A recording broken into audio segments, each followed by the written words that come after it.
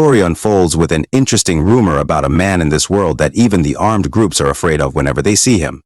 His name is Peter, and the most surprising thing about Peter is that he is an older man in his 60s. It would have been better for him if he had died years ago, but unfortunately, Peter has been chased down by thousands of killers, and he has also lost all the assets he acquired throughout his life. And now those after him threaten his loyalty to the organization, even though Peter is a legend among them, where Peter is standing over the heaps of men he killed and only one guy left out of them. He recognizes that the man standing before him is Peter, even though Peter is wearing a funny mask on his face. The injured man is in shock to realize that Peter is still alive even though he is legendary Peter when thousands of killers chase him down. Peter just walks towards the injured man calmly and tells him that the reason, even though thousands of killers are after him, they have never been able to find him is because the Peter they are looking for is no longer who he used to be. Then he takes off his mask and the man is shocked when he sees the face of Peter as he can't believe his eyes and thinks that it is impossible what he is seeing. Peter casually points his gun at the man while smoking a cigarette and shoots him. The scene shifts to 3 months back when Peter is standing in his bookstore. Meanwhile, he receives a call. The guy advises him to stop ignoring the calls and visit the hospital.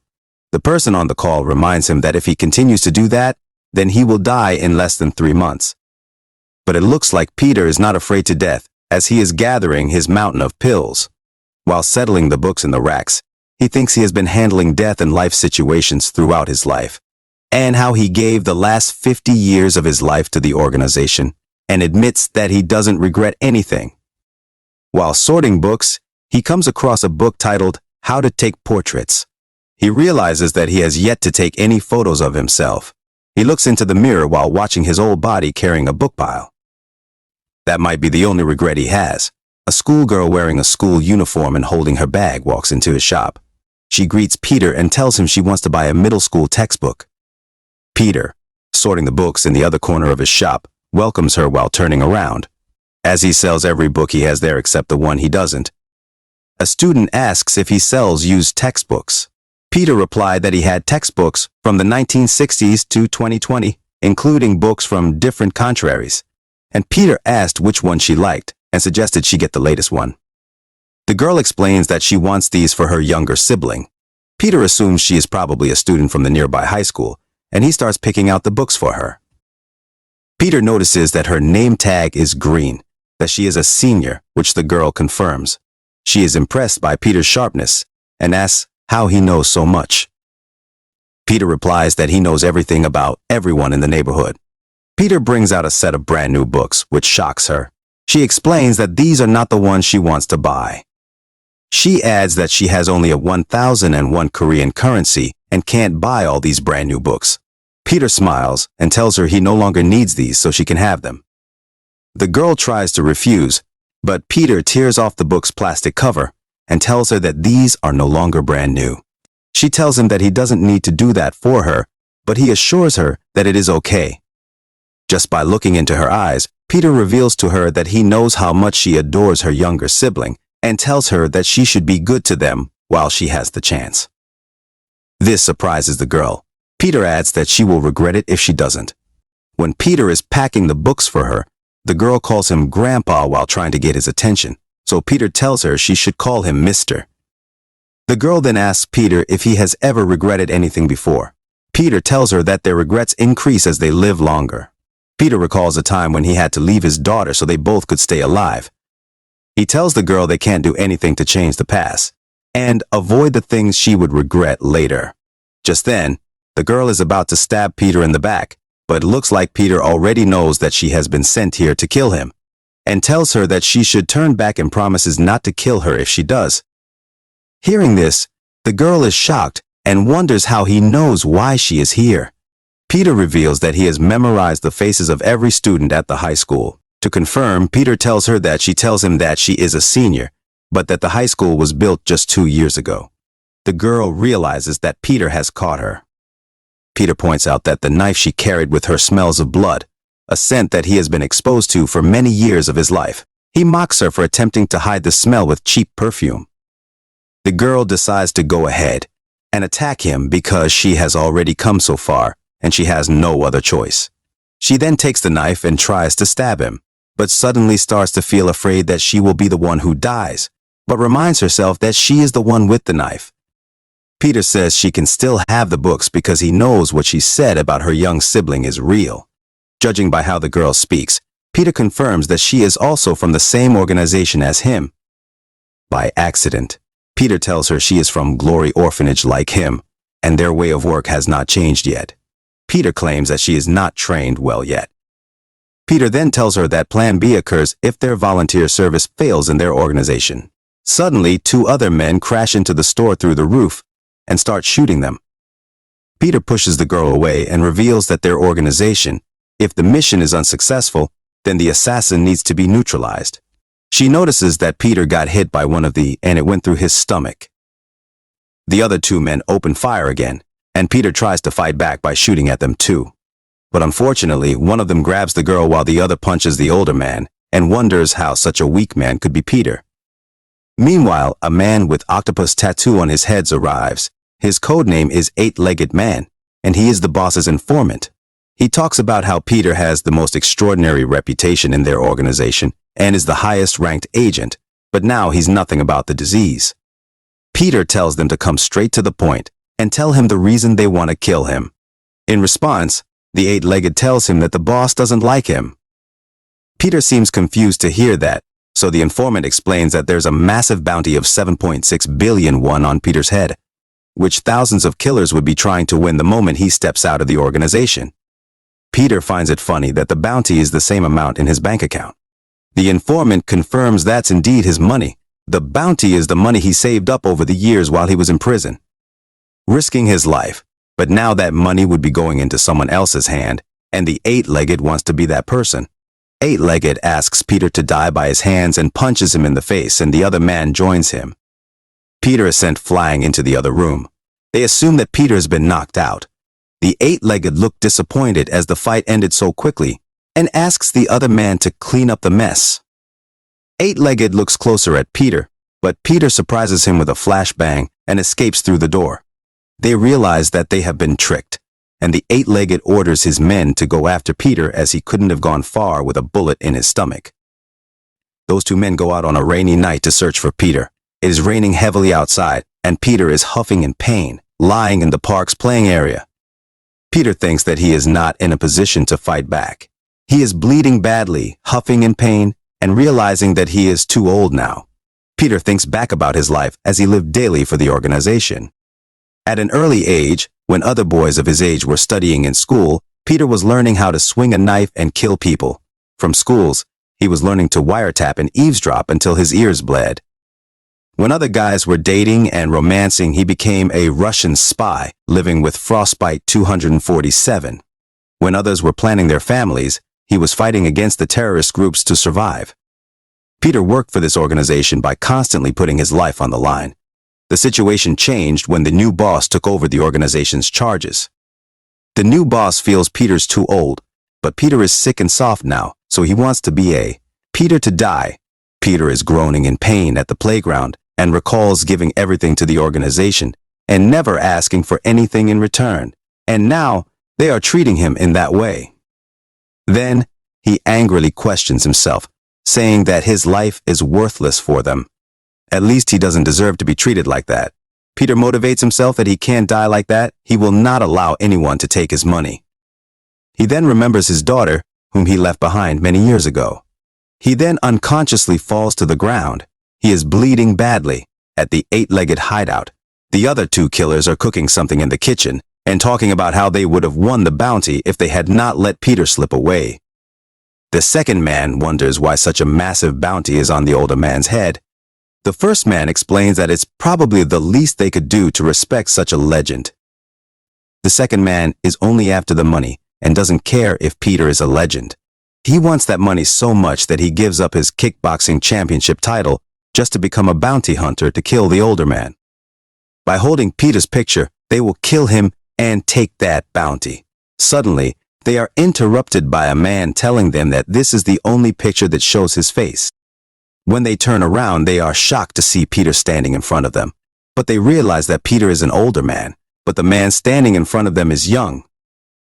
They assume that he's someone else wearing the same outfit. Peter himself admits that he doesn't know what happened and claims that when he woke up, he was already like this. And judging a bullet hole and blood on his shirt, Peter realized that he was him is in the wrong place. He assumes he is just a student and tells him he shouldn't be there. Peter tells him that he knows everything. That's why he is here.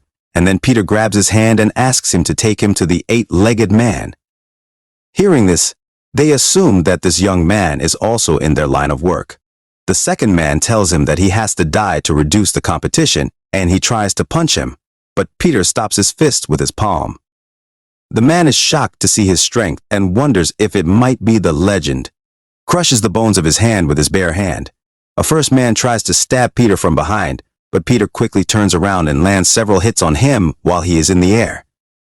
The second man grabs a knife to fight and asks Peter who sent him here. Peter replies that the men who master cutlery weapons are third class at best. The man gets confused by this, but Peter continues by adding the men who mastered all weapons are second class, but those who can use anything as a weapon are first class. This, Peter grabs a scarf nearby and wraps it around his hands to use it as a weapon. The man charges at Peter with the knife, but suddenly Peter throws his knife away with that scarf, wrap it around the neck of that man, and throw him into the big pot of spaghetti, while holding his neck and defeating the man. While lying on the floor, the man asks Peter who he is. Peter picks up the picture they took of him and remembers the bounty eight-legged told him if he leaves the organization. Peter confirms that that's the only picture they have of him. When he confirms it, Peter burns it while lighting a cigarette and claims that if thousands of men were after him, they would never find him because the old Peter they are looking for is already dead. He has become the younger version of himself when he opens his eyes. Peter has rejuvenated. The eight-legged is going back in their Mercedes car, and the girl is also with him. The eight-legged man says they lost Peter when they are about to catch him. Peter will be wanted everywhere soon, but they must catch him before that. Peter will also be dead soon due to cancer and suggests that he shows some kindness to his subordinates because of his condition. Peter leaves the eight-legged hideout, and later he is staring at himself shirtless in a mirror. Peter can't believe what is happening to him and how he suddenly transformed into his younger age. The bullet that was in his stomach is now gone, and even the pain he was suffering due to cancer is also gone, even though he has no idea how it all happened. But most importantly, the bounty hunters can't recognize him now by his appearance. Peter knows they will always find the traces he leaves behind, but they will never see the older Peter they are searching for.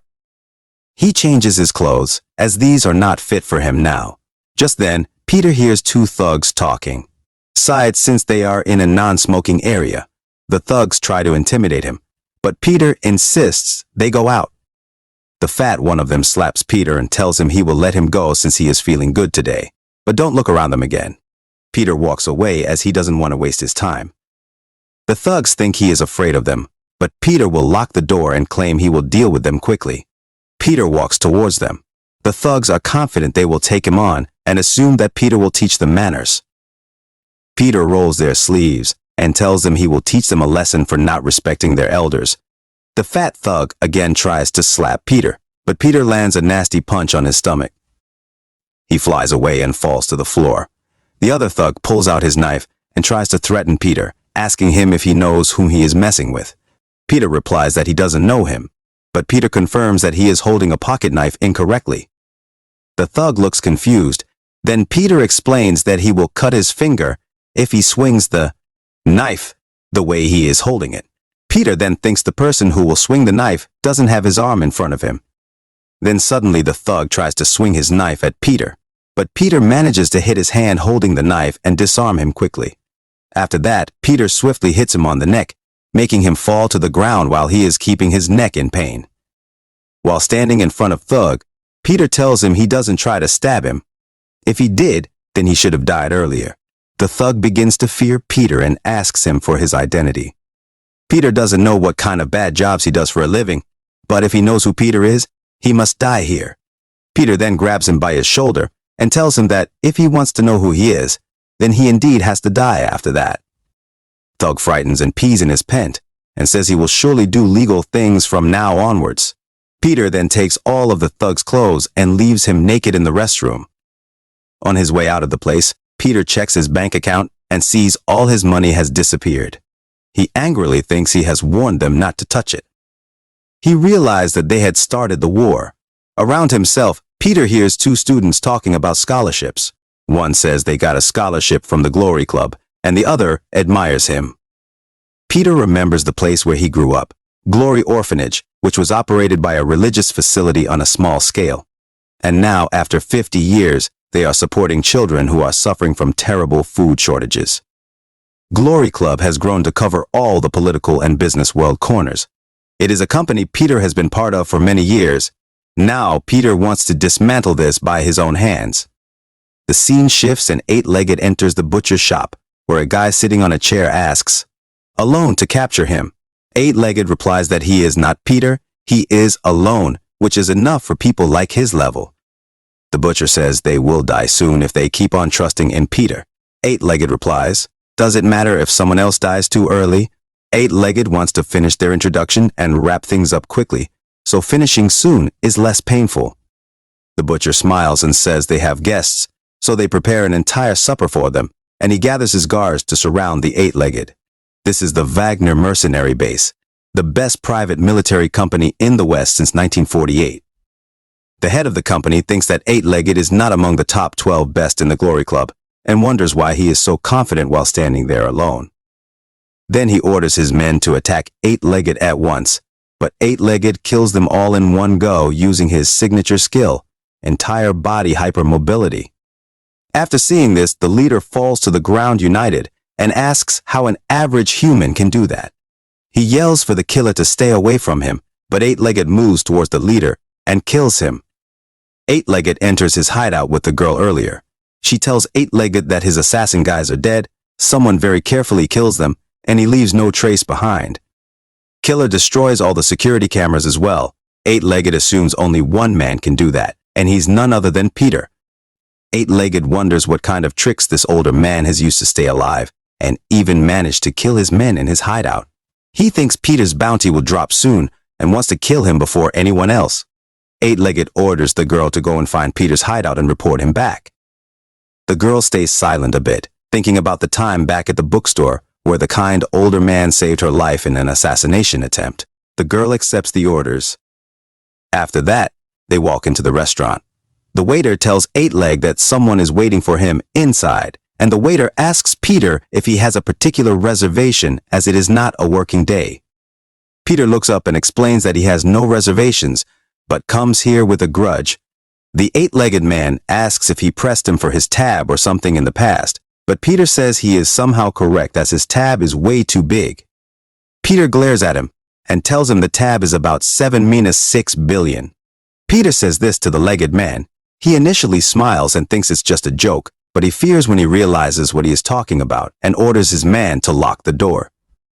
The Eight-Legged assumes that he might be connected to Peter and assures him that he won't be leaving the restaurant alive. The Eight-Legged looks curious to know who the young man is and how he knows about Peter's information. The Eight-Legged confirms that he is not from his Glory Club and doesn't even have information about this man. As the waiter loads his gun, the Eight-Legged wonders if the young man is Peter's secret child or his disciple.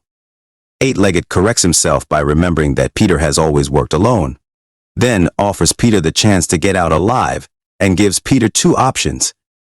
One is to tell him the exact location of Peter and walk out alive, and the second is to fight and die with a bullet to his head. Peter replies Eight-Legged that he offers good choices, but Peter doesn't need anyone from it.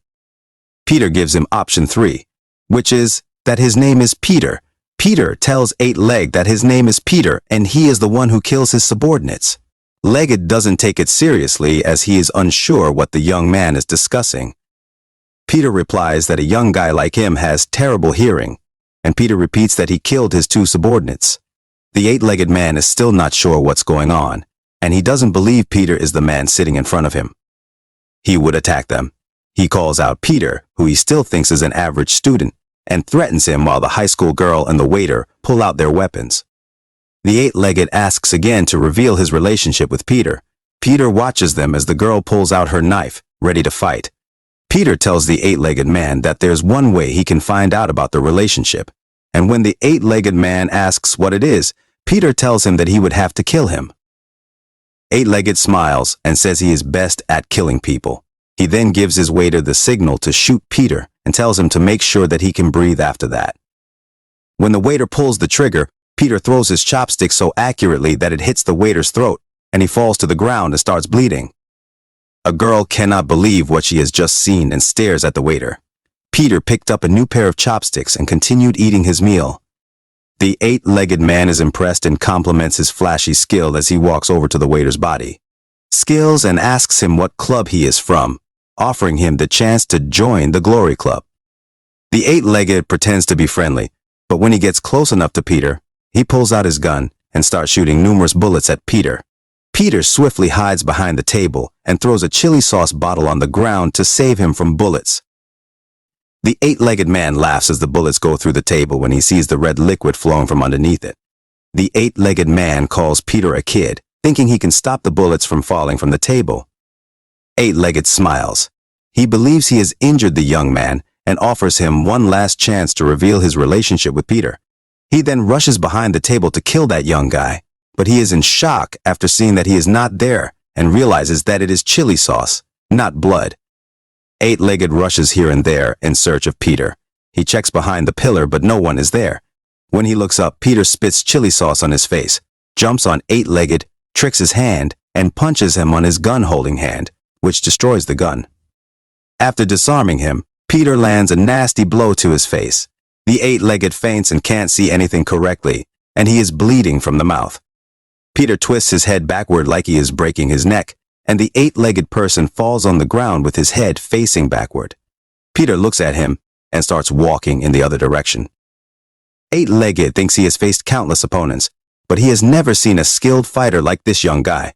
Eight-legged starts reminding his training sessions when he was a young guy, and his mentor was teaching them all that one day all will have a strong opponent, and they need to attack that opponent when he is distracted by something.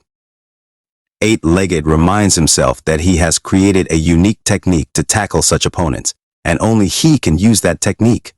That technique is that he could pin his opponent to the ground like a mixed martial arts fighter and twist them up until they were begging for their lives. His trainer pushed him further, claiming he should make his grip so tight that it could kill the opponent. With time, this was precisely what he did. His trainer still has one more lesson for him. He should never turn his back on his opponent, even if he thinks the fight is over. After mastering the art, the eight-legged completed his unique technique and was sure he would never lose a battle against anyone. Before Peter walks out of the place, he grabs Peter by his leg, applies his unique technique, rounds himself on Peter's body, and starts breaking his bones.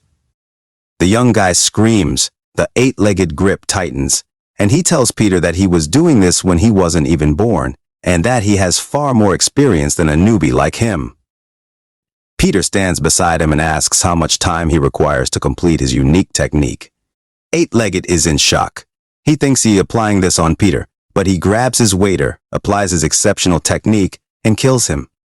He realizes he has fainted and can't learn to whom he holds. The eight-legged looks at the young guy in horror as he has been in this line of work for decades, and that's why he is sure that he is going to die at the hands of this skilled young man. The eight-legged thinks that he might be better than the 12 apostles, so he offers Peter a talk and begs Peter to wait and take him out.